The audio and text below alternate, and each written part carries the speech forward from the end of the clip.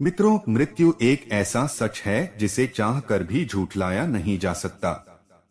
जो इस दुनिया में आया है उसका एक समय बाद यहाँ से जाना तय है। वहीं अगर हम आपसे पूछे कि वह दिन कौन सा है या फिर वह कौन सी जगह है जहां आप मरने वाले हैं, तो निश्चित ही आपको हमारा यह प्रश्न व्यर्थ लगेगा। कल्पनाओं से भरा हमारा यह प्रश्न बिल्कुल भी गलत नहीं है, क्योंकि धर्मशास्त्रों की माने तो इन सभी सवालों के जवाब दिए गए हैं। तो चलिए जानते हैं गरुड़ पुराण के अनुसार मनुष्यों की मृत्यु कब और कैसे होती है।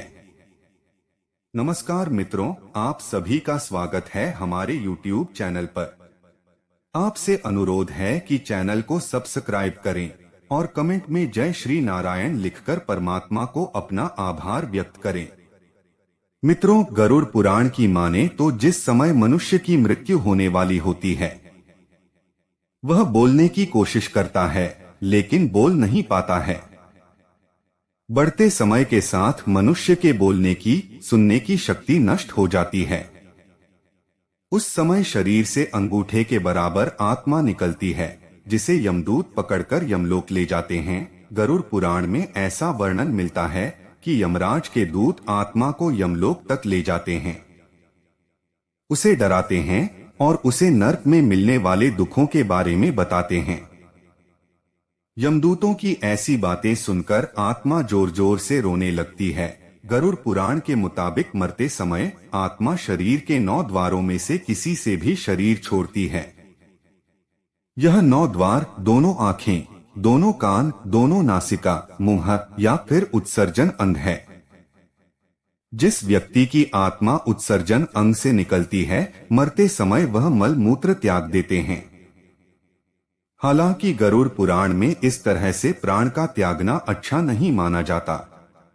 गरुड़ पुराण में भगवान विष्णु गरुड़ को बताते हुए कहते हैं कि जो लोग मोह माया में फंसे होते हैं और वही उनके अंदर जीने की तमन्ना बहुत ज्यादा होती है, इसके साथ ही परिजनों को और भी मोह ज्यादा होता है। ऐसे लोगों की मृत्यु निकट आने पर आंखें काम करना बंद कर देती है, कान से सुनाई देना बंद हो जाता है, कफ अधिक होने लगता है और वह चाह कर भी कुछ बोल नहीं पाता। ऐसे लोग परिवार के मोह के कारण प्राण नहीं छोड़ना चाहते, फिर यमराज के दूत बलपूर्वक उसके प्राण निकालते हैं। और ऐसे में जब उनके प्राण आंखों से बलपूर्वक निकलते हैं तो आंखें उलट जाती है। बता दे, शास्त्रों के अनुसार जो लोग जीवन भर धर्म के मार्ग पर चलते हैं, उनके प्राण मुंह से निकलते हैं। यह बहुत ही शुभ माना जाता है। इसके साथ ही जिन लोगों के प्राण मुंह से निकलते हैं, उन्हें यमलोक में बहुत कष्ट नहीं भोगना पड़ता। ऐसे लोगों के प्राण जब मुंह से निकलते हैं तो उनका मुंह टेढ़ा हो जाता है।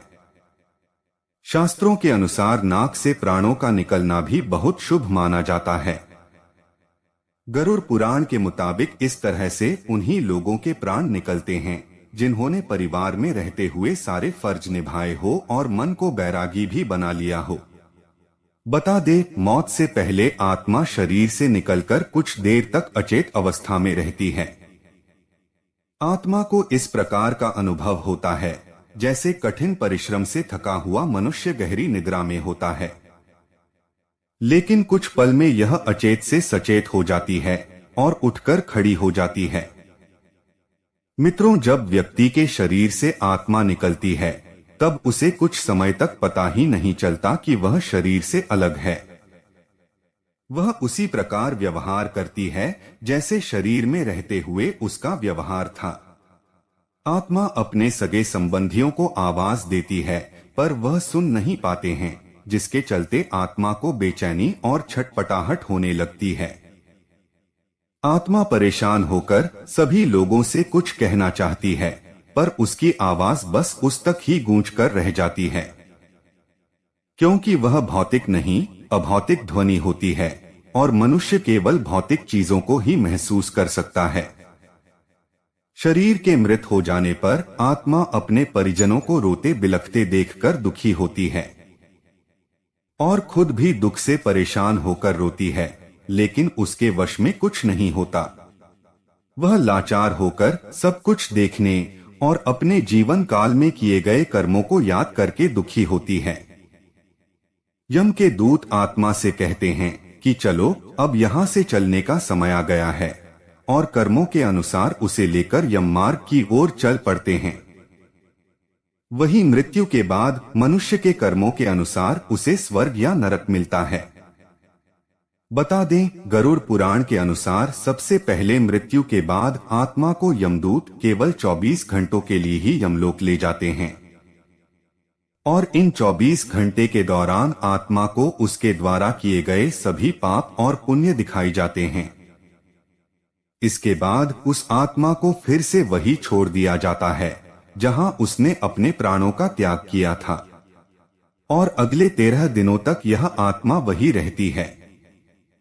जब उस आत्मा की धरती पर 13 दिन बीत जाते हैं, तब उसे वापस से यमलोक ले जाया जाता है। मित्रों, बता दे, मृत्यु के बाद जीवात्मा को यमलोक के मार्ग में कई प्रकार की बाधाओं का सामना करना पड़ता है। जो अच्छी आत्माएं होती है उन्हें इन बाधाओं से कोई फर्क नहीं पड़ता, वहीं बुरी आत्माओं को कई प्रकार की यातनाओं का सामना करना पड़ता है। तो मित्रों, आपने देखा कि गरुड़ पुराण के अनुसार मनुष्यों की मृत्यु कब और कैसे होती है। इसके साथ ही आपने देखा कि आत्मा शरीर से कैसे निकलती है। आज की वीडियो में बस इतना ही। हम उम्मीद करते हैं कि हमारी इस वीडियो के जरिए आपको आपके कई सवालों के जवाब मिल गए होंगे। आज की प्रस्तुति पसंद आई हो तो वीडियो को लाइक और शेयर जरूर करें। ऐसी ही और धार्मिक और पौराणिक जानकारी के लिए हमारे चैनल को सब्सक्राइब करें। जय श्री नारायण।